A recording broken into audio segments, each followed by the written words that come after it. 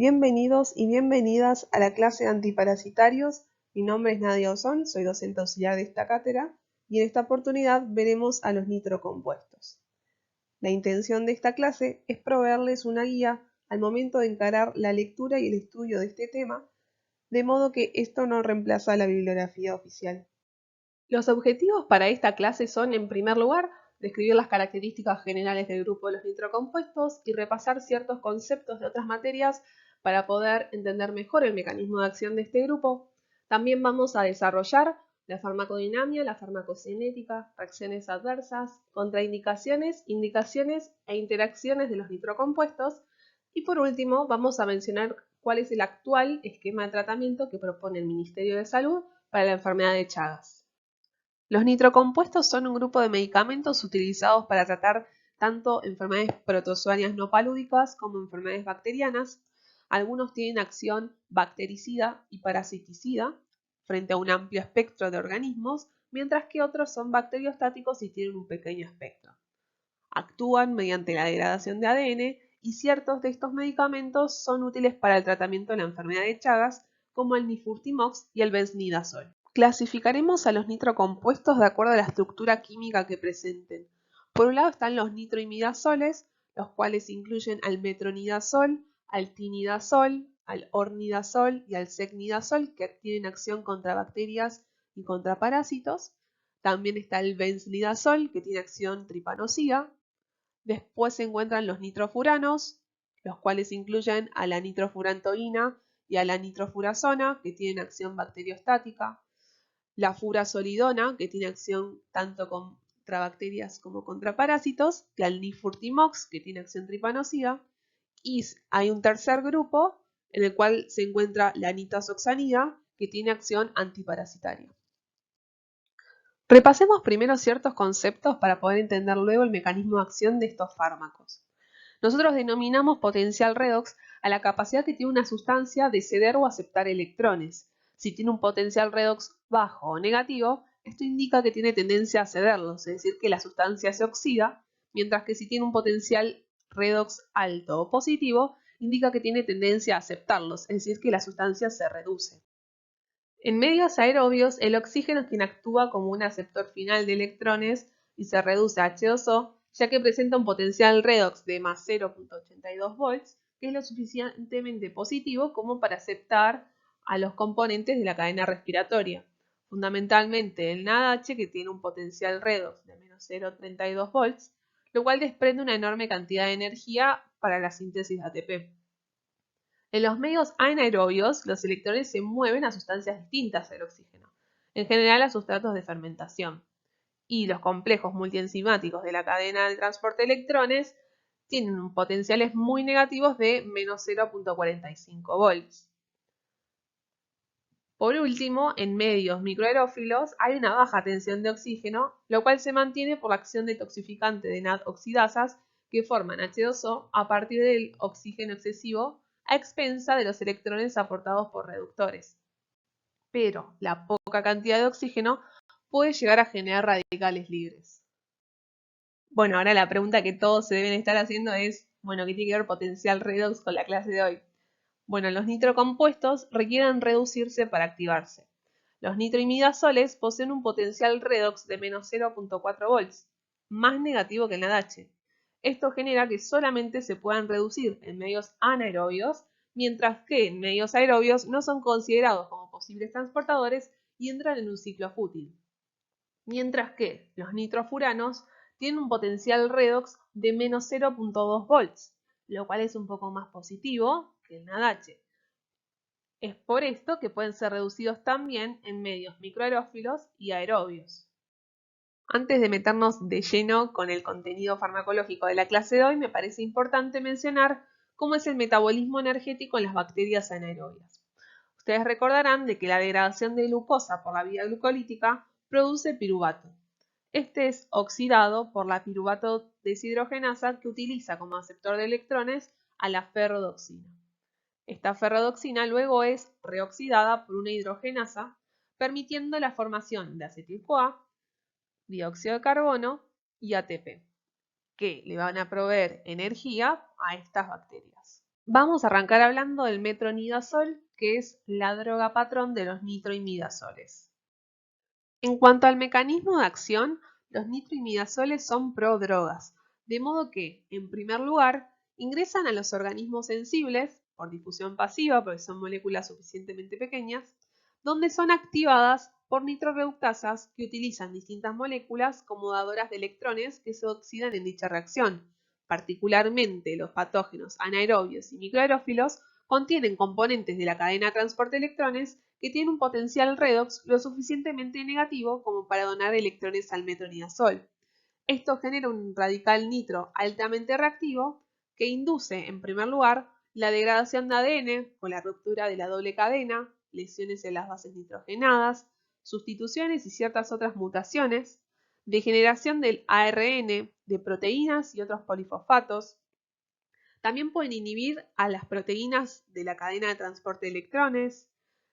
Con la reoxidación generan abundantes radicales de oxígeno que constituyen o disparan una acción deletérea, sobre todo en aquellos patógenos que no pueden neutralizarlos, y también generan una inhibición de la ADNasa 1, que es la enzima que cataliza la reparación del ADN fragmentado. Los nitroimidazoles también tienen ciertos efectos sobre las células tumorales.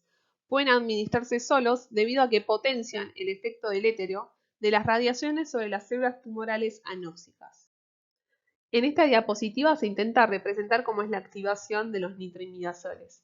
Como mencionamos anteriormente, tiene un potencial redox de menos 0.42 volts, mientras que los complejos multienzimáticos, que participan, por ejemplo, de la degradación de piruvato, tienen un potencial redox más negativo, de menos 0.45 volts.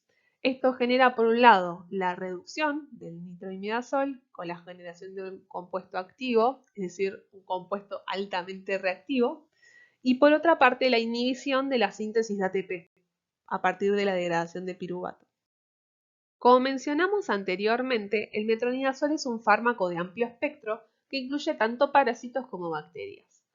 Entre ellos podemos destacar Giardia lambda, amebas como Entamoeba histolítica, Trichomona vaginalis y bacterias anaerobias como Clostridium, inclusive difficile, Bacteroides, inclusive de fragilis, Helicobacter pylori y otros. En cuanto a su farmacocinética, se indica por vía oral, la cual tiene una muy buena absorción y biodisponibilidad, por vía tópica, intravenosa e intravaginal. Un 20% de ellas se une a proteínas plasmáticas y tiene un volumen de distribución similar al agua corporal total. Atraviesa bien tejidos y fluidos corporales, incluidas secreciones vaginales, líquido seminal, saliva y leche materna, no así la placenta. Se metaboliza a nivel hepático, generando metabolitos con cierta actividad antitricomonal y una vida media más prolongada. Un 70% se excreta a nivel renal, generando un color marrón rojizo en la orina, y un menor porcentaje se excreta por las heces, y tiene una vida media de 8. Los efectos adversos son bastante frecuentes, sobre todo los gastrointestinales, tales como sequedad de boca, sabor metálico, náuseas, vómitos, sobre todo si se administran de forma intravenosa. También puede llegar a aparecer diarrea asociada a una disbacteriosis.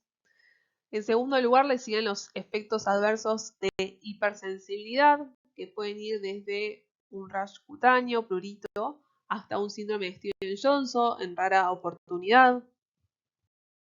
También en raras oportunidades pueden llegar a ocurrir síntomas neurológicos como mareo, vértigo, encefalopatía, convulsiones, descoordinación y neuropatías periféricas sensoriales que son reversibles si se retira la medicación.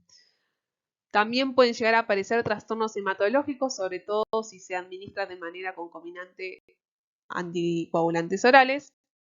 Hay evidencia de teratogénesis y mutagénesis. Y también puede llegar a ocurrir un efecto disulfirámico si se administra de manera concomitante alcohol. Los nitrocompuestos son inhibidores del aldehído deshidrogenasa, una enzima que participa en el metabolismo del alcohol. Esta inhibición genera un aumento del acetaldehído, llevando a este síndrome clínico caracterizado por malestar general.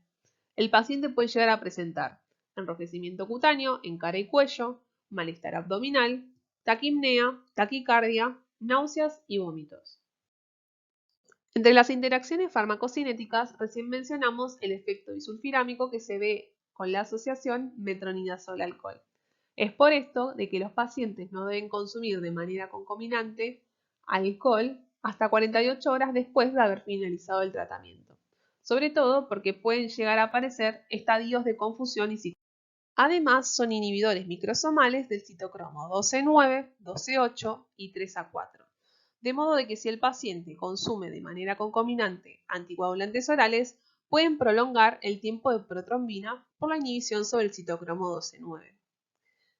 El metabolismo oxidativo del metronidazol es inducido por el fenobarbital, la prednisona y la rifampicina.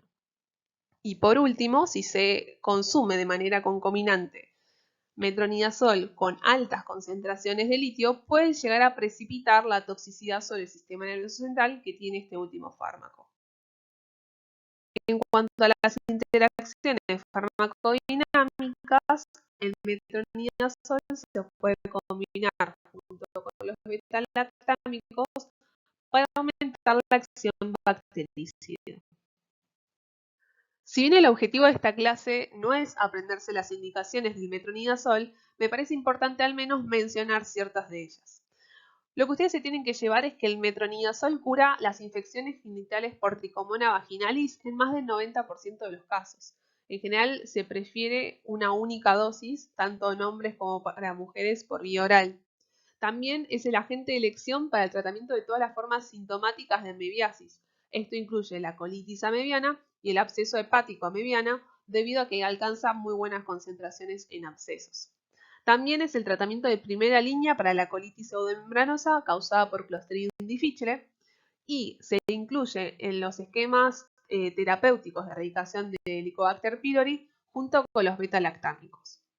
Por otra parte, el tinidazol, otro miembro de este grupo de fármacos, está aprobado para el tratamiento de la giardiasis como única dosis y es tratamiento de primera línea. Como mencionamos en la clasificación de los nitroimidazoles, el desnidazol es un fármaco tripanocida, de modo que se puede utilizar en la enfermedad de Chagas. Este medicamento lo que hace es eliminar los parásitos y prevenir la progresión de la enfermedad cuando se lo tratan de infecciones agudas. Su utilidad en la enfermedad crónica es subóptima. Su dosificación estándar es de 5 miligramos kilo día en 2 a 3 tomas diarias por vía oral junto con las comidas por 60 días. Entre las toxicidades importantes debemos destacar que son reversibles en general e incluyen erupción cutánea entre un 20 a 30% de los pacientes que se pueden tratar con antihistamínicos o corticoides, neuropatía periférica en un 30% de la población, síntomas gastrointestinales, sobre todo con el tratamiento prolongado, y mielosupresión. De modo que en las primeras semanas, en tratamiento con desnidazol, se deben hacer recuentos de células sanguíneas cada 2 a 3 semanas. Pasemos ahora a hablar de la nitrofurantoína como droga patrón de los nitrofuranos. El mecanismo de acción de la nitrofurantoína es el mismo que el del metronidazol, y esto es debido a que comparten la estructura química.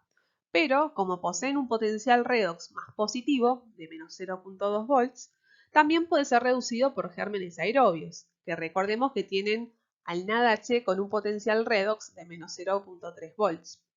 Esto genera la activación de la nitrofurantoína, generando radicales libres que interfieren con sustancias como el ADN y sistemas enzimáticos. Esto lleva a que se comporten tanto como bactericidas como bacteriostáticos.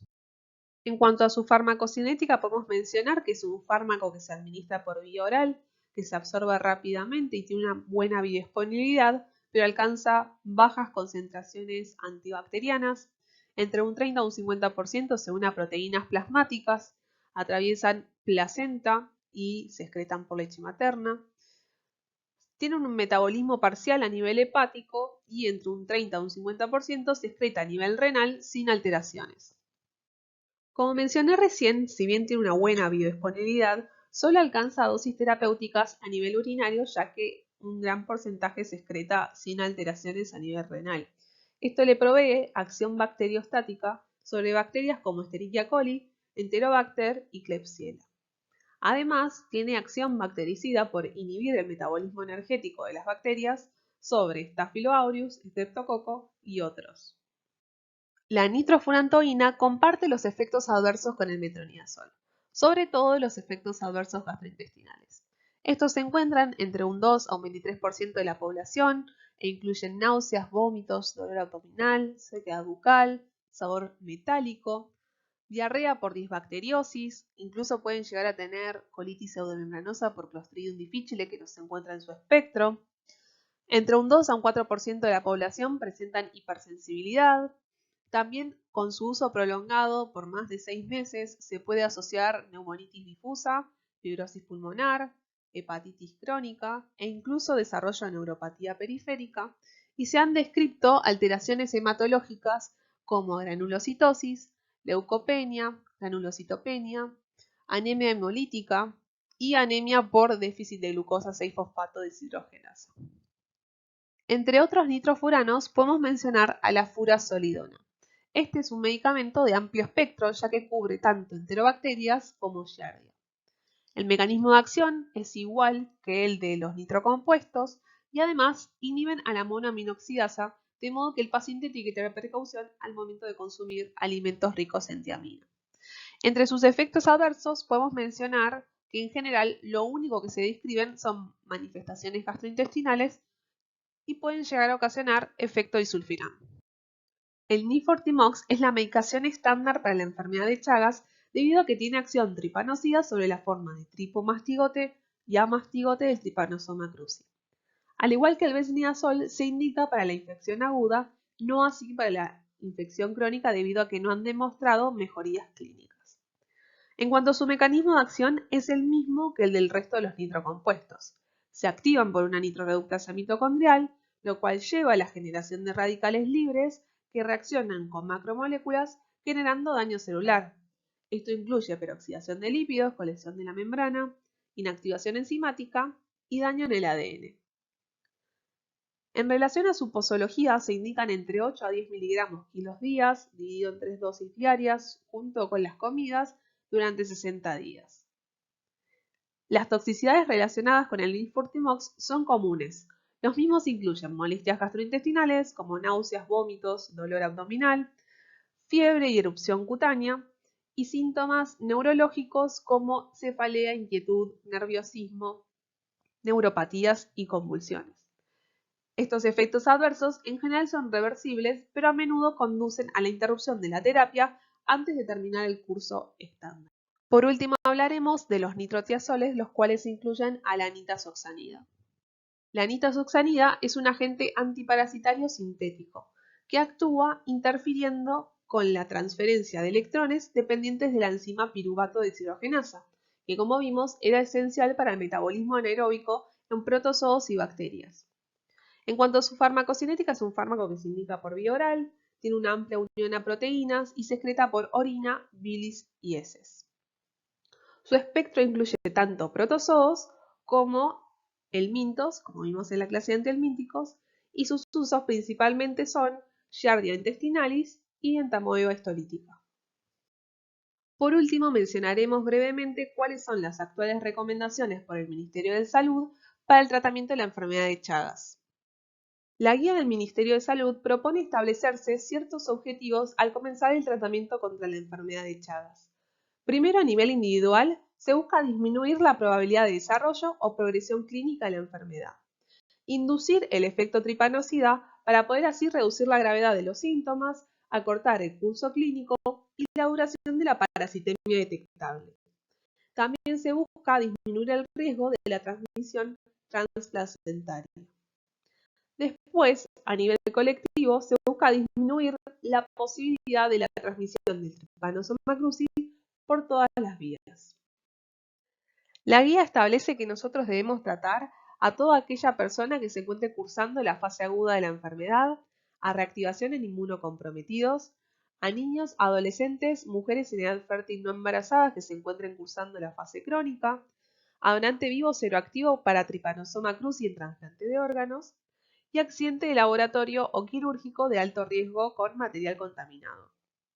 Idealmente no se debería tratar a pacientes que estén cursando la fase crónica, pero en aquellos en los cuales el beneficio supere a los riesgos de las toxicidades y los efectos adversos, se puede hacer, pero idealmente no se debería tratar a los pacientes que ya tengan una cardiopatía avanzada y no se debe tratar bajo ningún punto de vista a pacientes embarazadas, aquellos que presenten insuficiencia renal o hepática o trastornos neurológicos graves preexistentes. Es importante resaltar que debido a la gravedad de la enfermedad de Chagas y la carencia de fármacos superiores, existen pocas contraindicaciones absolutas para el uso de estos medicamentos. Esta línea temporal intenta mostrar en qué momentos uno espera encontrar efectos adversos relacionados con el uso del benzimidazol, marcados con B larga, y efectos adversos generados por el uso del Nifurtimox, marcados con N. Es importante mencionar o destacar de que los efectos adversos son más frecuentes e intensos en la población adulta que en la población pediátrica. Recordemos de que las primeras semanas de tratamiento con el benzimidazol se recomiendan hacer recuentos serológicos por la presencia de efectos adversos hematológicos. Muchas gracias por su atención, espero que les haya servido esta clase y les dejo mi contacto en caso de que haya surgido alguna pregunta, duda, comentario o sugerencia y les deseo una muy buena semana.